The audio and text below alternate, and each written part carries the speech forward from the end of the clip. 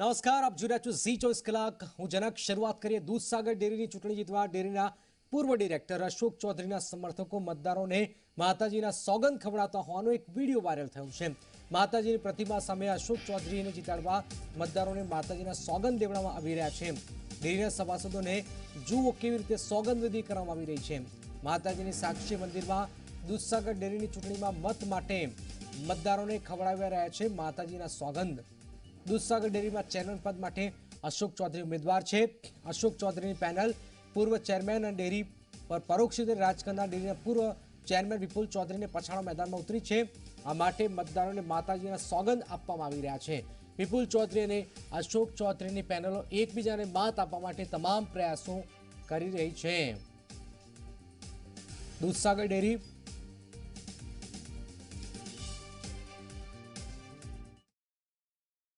માતાજીની સાક્ષીએ પ્રતિજ્ઞા કરીએ છીએ કે અશોકભાઈની પેનલમાં જે ઉમેદવાર આવે એનો વિજય અમારે કરાવવાનો એ આ માતાજીની સાક્ષીએ અને અમારો સમાજ આખો 2 જિલ્લામાં 90% અશોકભાઈની પેનલ સાથે છે અને રહેશે અને વિજય બનાવીને ગલાલ લઈને બધા અમે ઘરે જઈશું ત્યારે અમને શાંતિ થશે।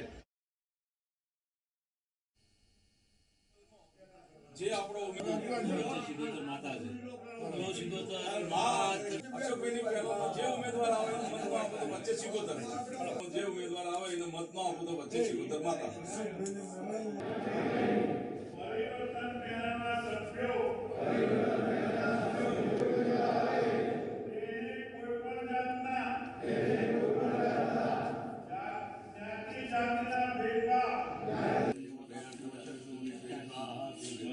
અશોકભાઈની સાથે જીની સામે સમ લેવડાવી દીધા છે કે વોટ તો જે ઉમેદવાર આવે એને આપી દઈશું અને જીતાડીશું। અમારી સાથે મારા સંવાદદાતા તેજસ સોડા। તેજસ, આ તો મોટાભાગે આજે સ્થાનિક ચૂંટણીમાં છે દૂધસાગર ડેરી ખૂબ જ કરોડોનું ટર્નઓવર છે અને અહીંયા પણ સત્તા લેવા માટે આ પ્રકારની વાતો પણ સામે આવે છે। તેજસ, બિલકુલ જનક, દૂધસાગર ડેરીનો ચૂંટણો દિન પ્રતિદિન જે છે તે ગરમ થતો જાય છે। કહી શકાય કે ચૂંટણીના પહેલા જે છે તે મતદારોમાં જે છે તે લઈને દૂધસાગર ડેરીની ચૂંટણી લઈને માહોલ ગરમ થવા ગયો છે। મતદારો જે છે તે માતાજીના સોગંદ લેતા નજરે પડી રહ્યા છે। વિડીયો જે સોશિયલ મીડિયાની અંદર વાયરલ થયો છે, માતાજીની પ્રતિમા સમક્ષ જે સોગંદ લઈને જે છે તે અશોક ચૌધરી છે તેના જૂથને જીતાડવાના જે છે તે સોગંદ લેવામાં આવી રહ્યા છે। તે પ્રકારનો વિડીયો હાલમાં તો સામે આવી રહ્યો છે અને જે વાત કરીએ અશોક ચૌધરી, તો અશોક ચૌધરી જે છે તે દૂધસાગર ડેરીના પૂર્વ ડિરેક્ટર છે ને વિપુલ ચૌધરીના સામે જૂથ ચોક્કસથી કહી શકાય અને હાલમાં તો જે છે તે હજુ ચૂંટણીની તારીખ પણ જાહેર થઈ નથી, પરંતુ જે છે તે ક્યાંક ને ક્યાંક દૂધસાગર ડેરીનો ચૂંટણીનો માહોલ હાલમાં ગરમ થવા ગયો છે અને બંને પક્ષ દ્વારા તેજસ, એક સવાલ એ છે મતદાન કરવું એક તો ગુપ્ત હોય, પરંતુ આ રીતે ખુલ્લેઆમ આ પ્રકારની બાબત કેટલા અંશે વ્યાજબી છે અને આને કોઈક નોંધ લે ખરું આમાં? બિલકુલ જે પ્રકારે આ જાહેરમાં આ પ્રકારનો કાર્યક્રમ યોજીને જે આ સોગંદ લેવામાં આવી રહ્યા છે, મતદારોને જે છે તે રીઝવવા માટેના પ્રયાસો ચોક્કસથી કહી શકાય કે જે અશોક ચૌધરીના જે હિતેચ્છુઓ છે તેમના દ્વારા જે છે તે આ પ્રકારની આયોજન કરવામાં આવ્યું છે તેવું સ્પષ્ટપણે હાલમાં તો કહી શકાય। એટલે જે છે તે આ પ્રકારનો કાર્યક્રમને જે મતદાન જે હોય છે તે ગુપ્ત રીતે કરવાનું હોય છે, પરંતુ જાહેરમાં આ પ્રકારની વાતો કરીને જે કરવામાં આવી રહી છે ચૂંટણી જીતવા માટેના જે એડી ચોટીનો જોર લગાવવામાં આવી રહ્યો છે તે ચોક્કસથી કહી શકાય। અને હાલમાં તો હજુ ચૂંટણીની તારીખ પણ જાહેર થવાની નથી ગઈ ત્યારે બંને પક્ષો હાલમાં તો મેદાને ઉતરી ગયા છે। બિલકુલ બિલકુલ, આભાર તેજસ। તો આખરે આપ જોઈ શકો છો ચૂંટણીની તારીખ જાહેર નથી થઈ એના પહેલા જ માતાજીની સામે સોગંદ લેવામાં આવી રહ્યા છે કે હું જે પણ અશોક ચૌધરીના સમર્થનમાં જે પણ ઉમેદવાર આવશે તેને હું જીતાડીશ।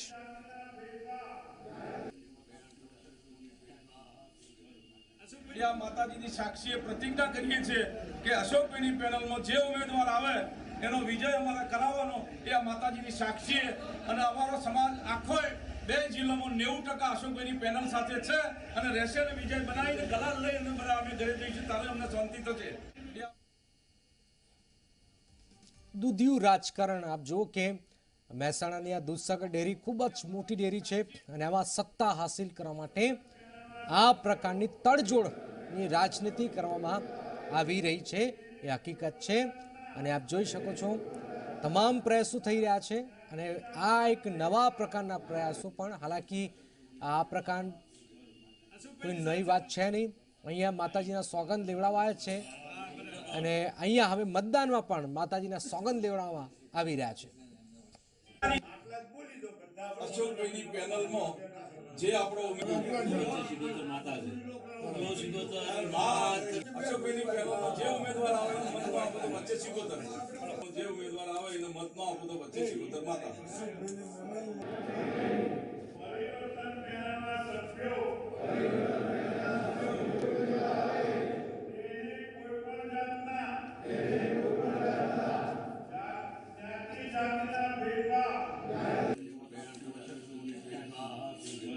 અશોકભાઈની સાથે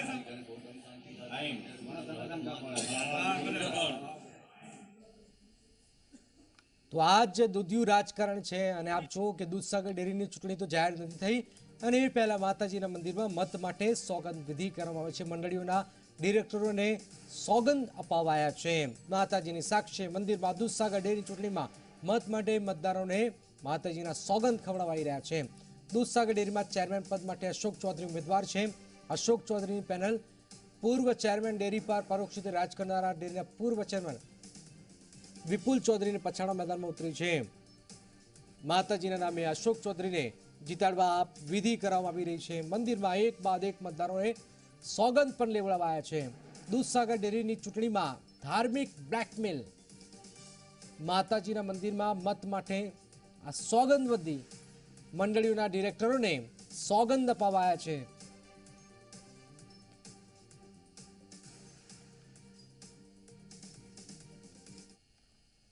બનાસકાંઠાના ધાનેરાના કોંગ્રેસના ધારાસભ્યએ મુખ્યમંત્રીને પત્ર લખ્યો છે. ધારાસભ્ય નાથાભાઈ પટેલે મુખ્યમંત્રી રૂપાણીને પત્ર લખ્યો છે. દાંતીવાડાના ઓઢવામાં નવીન પુલ બનાવવાની રજૂઆત કરી છે. 2017ના પૂર વખતે પુલ બનાવવાની રજૂઆત કરાઈ હતી. સીએમને સ્થળ પર રજૂઆત છતાં પુલ ન બનતા પત્ર લખાયો છે. તાત્કાલિક પુલ બનાવવાની ધારાસભ્યએ માંગણી કરી છે.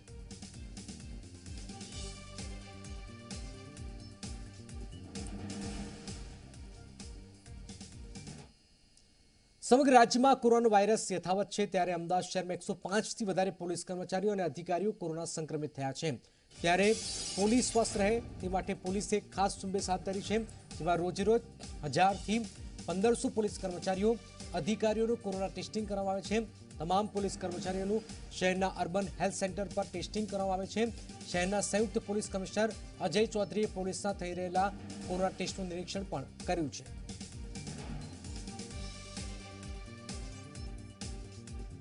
અત્યારે એ દરેક પોલીસ સ્ટેશનમાં એક ડૉક્ટરશ્રી અને તમામ મેડિકલ કિટ સાથે અને મેડિસિન સાથે વિટામિન સી, ઝીંક અને બધું એ મેડિસિનના કિટ સાથે અને ટેસ્ટિંગના equipment, oxygen, blood sugar level, એ સિવાય પણ જે નહીં કોમોર્બિડ હોય, બીજા કોઈ એની બીપી હોય એ પણ ટેલિમેડિસિનથી તરત જ એની સારવાર થઈ જાય એના માટે પૂરી સિસ્ટમ ગોઠવવામાં આવેલ છે. એ સિવાય જે પોલીસ જવાન પોઝિટિવ આવ્યા છે એને ઘરે સુધી અમે કોરોના સપોર્ટ કિટ એ આપી રહ્યા છીએ. એ 2 બેગ હોય છે એ સોમાભાઈ ટ્રસ્ટ તરફથી, ડૉક્ટર રાગેશ શાહ ટેલિમેડિસિન તરફથી એ ડેવલપ કરવામાં આવેલ છે. એ 2 બેગ એ 6 મહિના સુધી પોતાના રીતે પોતે ટ્રીટમેન્ટ કરી શકે એનું એ કમ્પ્લીટ સપોર્ટ કિટ છે. જે પોઝિટિવ આવી ગયા એ લોકો માટે છે કે આગલા 6 માસ સુધી સેફ રહે એના માટે.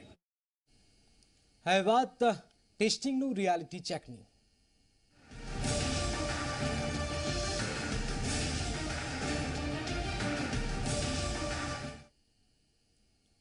અમદાવાદ રેલવે સ્ટેશન પર કોરોનાની ગાઈડલાઈનના પાલન અને વ્યવસ્થા મામલે ઝી 24 કલાકે રિયાલિટી ચેક કર્યું. સ્ટેશન પર કોરોના ટેસ્ટ કરવા માટે 2 બૂથ બનાવાયા છે, જેમાંથી એક બૂથ તો બંધ છે, બીજું બૂથ ખૂબ જ અંદર હોવાથી લોકો ત્યાં સુધી જતા નથી. અહીં અત્યાર સુધીમાં 24 ટેસ્ટ થયા, જેમાંથી 1 કેસ પોઝિટિવ આવ્યો. રેલવે સ્ટેશન પર ટ્રેનમાંથી ઉતરતા લોકોનું ફરજિયાત ટેસ્ટિંગ નથી કરવાતું. જુઓ ઝી 24 કલાકનું આ રિયાલિટી ચેક.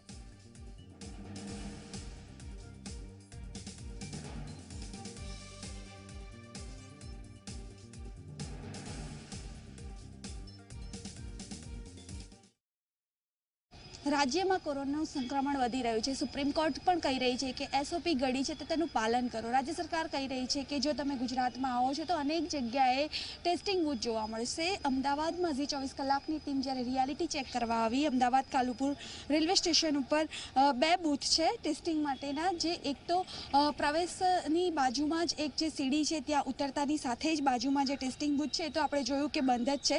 બીજું એક ટેસ્ટિંગ બૂથ છે જે એકદમ ખૂણામાં આવેલું છે. ત્યાં તમે જોઈ શકો છો અત્યાર સુધી સવારથી સ્ટાફ બેઠો છે. 24 જેટલા લોકોએ ટેસ્ટિંગ કરાવ્યું છે, જેમાંથી એક વ્યક્તિ પોઝિટિવ આવ્યો છે. પરંતુ આ બૂથનું લોકેશન એ રીતનું છે કે લોકોને કદાચ ખબર ન હોય છતાં તે લોકો ટેસ્ટિંગ કરાવવાના આવતા હોય. વોલન્ટિયરી ટેસ્ટ કરવાના છે. અન્ય રાજ્યોની સરખામણીમાં ગુજરાત સરકારે હજુ ટેસ્ટ કમ્પલસરી નથી કર્યા. જ્યારે અન્ય રાજ્યો, જેમાં મહારાષ્ટ્રની વાત કરીએ તો બોમ્બેમાં પ્રવેશવું હોય તો ટેસ્ટ કરવો કમ્પલસરી છે. જો એવું કરવામાં આવે તો કદાચ સંક્રમણ ઘટાડી શકાય. પરંતુ અત્યારે હાલ રેલવે સ્ટેશન ઉપર જ્યારે 24 કલાકની ટીમ પહોંચી તો 2 બૂથ છે, જેમાંથી એક જ બૂથ જે ટેસ્ટિંગ માટેનું છે તે ચાલુ છે. બીજું બૂથ અનેક વખત ચેક કરવા છતાં પણ બંધ જોવા મળ્યું છે. જ્યાં ખરેખર લોકોને ખ્યાલ છે કે અહીંયા રિપોર્ટ થઈ રહ્યા છે, ટેસ્ટિંગ થઈ રહ્યું છે, બૂથ સતત બંધ હોય છે. જ્યારે બીજું બૂથ ખૂણાના ભાગમાં આવેલું છે, એકદમ અંદરના ભાગમાં, તે ચાલુ છે. જ્યાં સવારથી અત્યાર સુધી કહી શકાય 24 ટેસ્ટ કરવામાં આવ્યા છે, જેમાંથી એક વ્યક્તિ રિપોર્ટ પોઝિટિવ આવ્યો છે. જે રીતે અત્યારે હાલ સરકાર કહી રહી છે સંક્રમણને ઘટાડવા માટે કામગીરી ચાલી રહી છે. ઠેર ઠેર બૂથ કરવામાં આવ્યા છે. લોકો ટેસ્ટિંગ કરાવી શકે છે. પરંતુ રેલવે સ્ટેશન ઉપર ક્યાંક ને ક્યાંક જે બૂથ અંદરની સાઈડ છે તે ચાલુ છે, એટલે લોકોને ખબર નથી, માટે ટેસ્ટિંગ ઓછું થઈ રહ્યું હોય તેવું લાગી રહ્યું છે. કેમેરામેન શૈલેષ સાથે આશકા જાની, ઝી મીડિયા, અમદાવાદ. અમદાવાદના એસટી ડેપો પર કોરોના ટેસ્ટ માટે બૂથ તો ઊભું થયું છે, પરંતુ જેમાં સ્ટાફ પણ ટેસ્ટ કરવા માટે હાજર છે. લોકો પણ આવી રહ્યા છે. જો કે આ બૂથ માટે માત્ર 75 ટેસ્ટ કિટ છે. સવારે 10 થી બપોરના 12 સુધીમાં 75 કિટ પૂરી થઈ જાય છે અને બૂથ બંધ થઈ જાય છે. જો કે બપોરે 2 વાગે બીજી ટીમ આવે છે, તેમણે પણ 75 ટેસ્ટ કિટ અપાય છે, જે 5 વાગ્યા સુધી પૂરી થઈ જાય છે. ત્યારબાદ બૂથ બંધ થઈ જાય છે. ડેપો પર સતત બસો આવે છે, મુસાફર ઉતરે છે, ચડે છે, પરંતુ ટેસ્ટ બૂથમાં તો 150 લોકોના ટેસ્ટ થાય ત્યાં સુધી ચાલુ રહે છે. સરકાર કહે છે કે પરિસ્થિતિ અંકુશમાં છે, ટેસ્ટ થઈ રહ્યા છે, પરંતુ વાસ્તવિકતા એ છે કે માત્ર એક ટીમને એક બૂથ માટે 75 ટેસ્ટ કિટ અપાય છે. જો તમે 76માં વ્યક્તિ છો તો તમારો કોરોના ટેસ્ટ ન થઈ શકે, કેમ કે ટેસ્ટ કિટ જ નથી. તો ડેપોમાં આવનાર મુસાફરો ટેસ્ટ કરવો હોય તો ક્યાં જવું તે પણ એક સવાલ છે.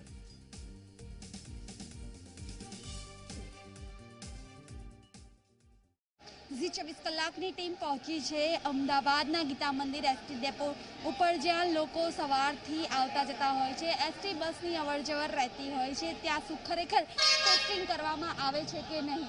જ્યારે ગીતા મંદિર ડેપોની અંદર જ અહીં વિનામૂલ્યે કોરોના ટેસ્ટિંગ કરાવવા માટેનું જે ટેન્ટ છે તે લગાવવામાં આવે છે, બૂથ બનાવવામાં આવ્યું છે. ત્યાં સ્ટાફ પણ છે અને સવારે 9:30 થી 12 વાગ્યા સુધી 75 લોકોના રિપોર્ટ કરવામાં આવે છે. અત્યાર સુધી જે રિપોર્ટ થયા છે તેમાંથી માત્ર એક જ વ્યક્તિ પોઝિટિવ આવ્યો છે. 75 કિટ એમની પાસે હોય છે, એટલે 75 લોકોના જે રિપોર્ટ થાય છે. જ્યારે સાંજે એટલે 2 વાગ્યાથી લઈ અને 5 વાગ્યા સુધી બીજા 75, એટલે ગીતા મંદિર એસટી ડેપો ઉપર 150 લોકોના રિપોર્ટ કરવામાં આવે છે. ખાસ કરીને રાજ્ય સરકાર જે કહી રહી છે કે તમામ લોકોના રિપોર્ટ થાય તેવી વ્યવસ્થા છે, પરંતુ અહીંયા એક ટીમને એક વખતની 75 જે કીટ હોય તે આપવામાં આવી રહી છે.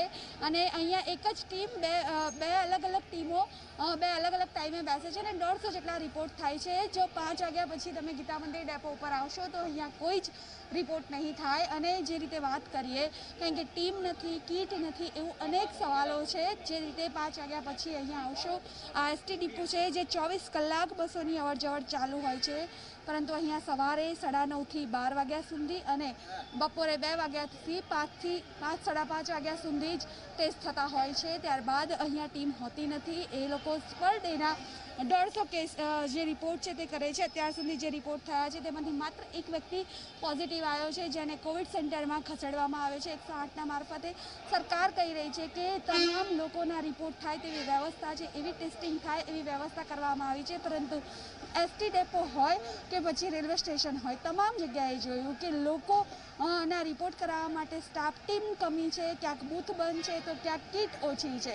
તમામ વસ્તુની સમસ્યાઓ વચ્ચે પણ સ્ટાફ કામ કરી રહ્યો છે. પરંતુ જો સરકાર તમામ વ્યવસ્થા પૂરી પાડે અને રેગ્યુલર જે ટેસ્ટિંગ થાય તો સંક્રમણ ઉપર ચોક્કસથી અંકુશ મેળવી શકાય તેવી શક્યતાઓ રહેલી છે. કેમેરામેન શૈલેષ સાથે આશકા જાની, ઝી મીડિયા, અમદાવાદ.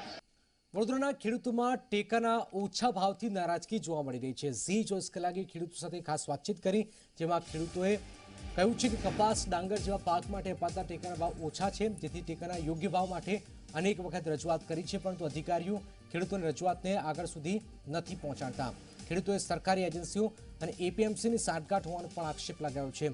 ખેડૂતો રજૂઆત કરવા જાય છે તો અધિકારીઓ કહે છે કે 5 દિવસ બાદ આવો. હાલ બેઠક ચાલુ છે, એટલે તાત્કાલિક ટેકાના ભાવમાં વધારો કરવા ખેડૂતોએ માંગ કરી છે.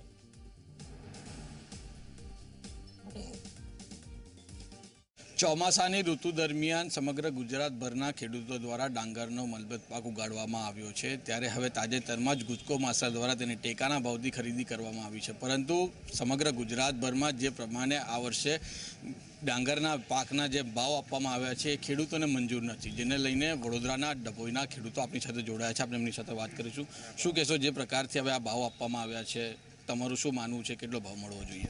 અમને સરકારના એમએસપીનો જે ભાવ નક્કી કર્યો છે એ ભાવથી અમારી ખરીદી થવી જોઈએ એવું અમારું માનવું છે. અમે કેટલીક કુદરતી આફતો વચ્ચે અને કૃત્રિમ આફતોથી પણ કંટાળી અને અમે જે અમારો ખેડૂતોએ માલ બહાર કાઢી લાવ્યા છે જ્યારે ખેતરમાંથી, જ્યારે હવે વેચવાનો સમય આવ્યો છે અને સરકારે એને ખરીદી કરાવવાનો સમય હતો. આજે સરકાર પાછી હટે છે અને સરકારી દ્વારા ચાલતી અર્ધ સરકારી સંસ્થાઓ પણ મિલીભગતથી આજે પાછી હટે છે અને આજે અમારા ખેડૂતોને જે ભાવ મળવો જોઈએ પોષણક્ષમ એ સરકારના મસ્ત મોટા વાયદાઓથી પણ દૂર જતું રહ્યું છે.